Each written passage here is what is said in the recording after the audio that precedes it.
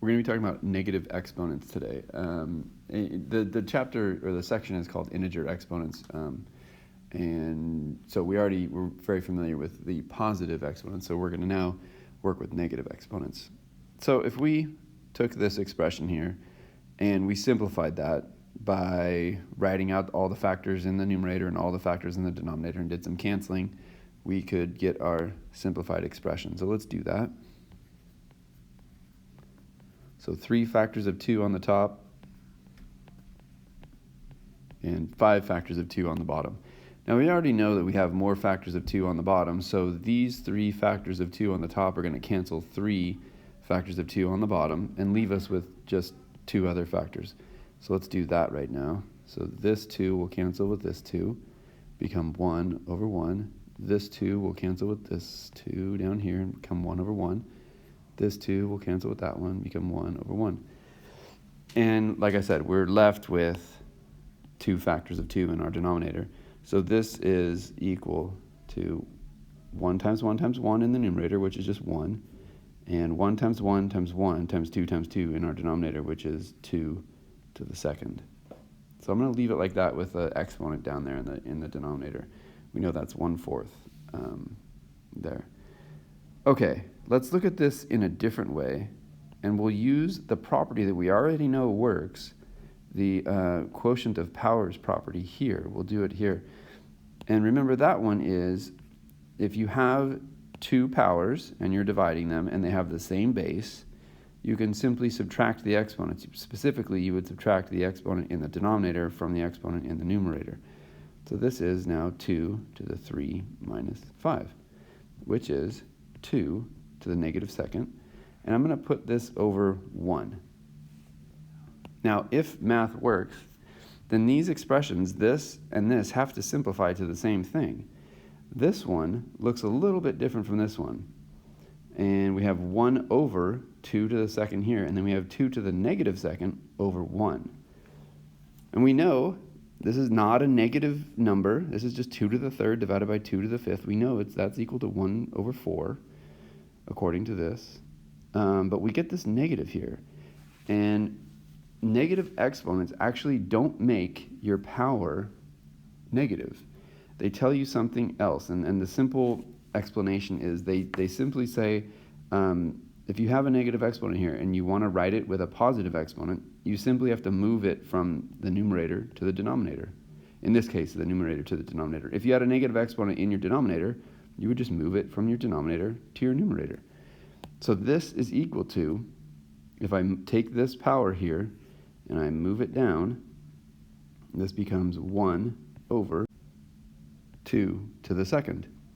And notice that that's the exact same thing that we got up here. So we have 1 over 2 to the second, 1 over 2 to the second. Now this 1 here, we don't write it back here, but this is like times 1. I mean, you could do that with any number. And so when the 2 to the negative second moves down and becomes 2 to the second, you still have a 1 up there in our numerator. So these are equal. 1 over 2 to the second, 1 over 2 to the second.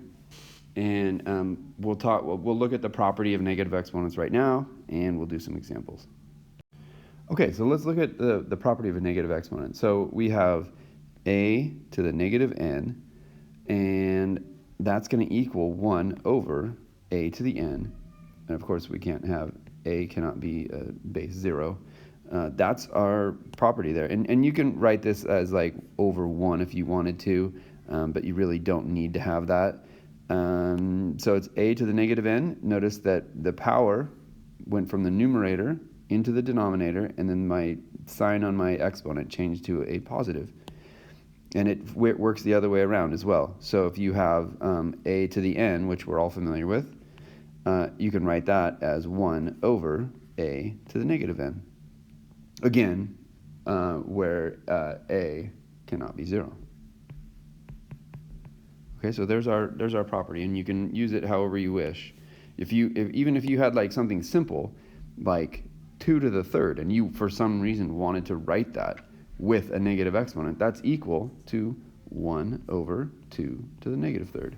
So you don't have to be fixing, or I guess not fixing, but writing we're always going to be writing negative exponents as a positive exponent. We want to have our answers with positive exponents. So we'll always be simplifying in that way. But you can also just go from a positive exponent to a negative exponent by just taking the power. If it's in the numerator, you move it down to the denominator and switch it.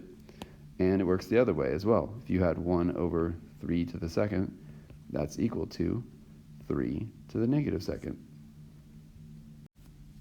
Another way to look at this is, let's just look at, these are all powers of 2. Notice I start up here, I'm going to divide by 2, I get to here. I divide by 2, I get to here. Divide by 2, I get here. Divide by 2, I get here. Divide by 2, blah, blah, blah. So let's write these as powers. So this is equal to 2 to the 4th. This, I'm going to divide by 2, so that means I'm removing a factor of 2. So now I have 2 to the 3rd. Divide by 2, 2 to the 2nd. Divide by 2, I get 2 to the 1st. So you can see, as we divide a factor of 2 away from these numbers, if we're writing these as powers, we're simply just removing one factor from our exponent. And once we get here, if this pattern is to continue, where we just keep dividing by 2 down this column, and these numbers just keep decreasing by 1, then once we get to here, then this must be 2 to the 0, which we already know. And then as we get to the next one, 2 to the 4th, 2 to the 3rd, 2 to the 2nd, 2 to the 1st, 2 to the 0. So that means we're going to subtract 1. That would be 2 to the negative 1. And this is 2 to the negative 2. And we know if I just take this number right here, this, if I rewrite it, that's like 1 over 2 to the 1st. This is 1 over 2 to the 2nd. So it's just another way to see that these are all related, and maybe this is an easier way to look at it. Let's do a few examples. So the book's going to give us problems, and their directions are simply going to be to simplify.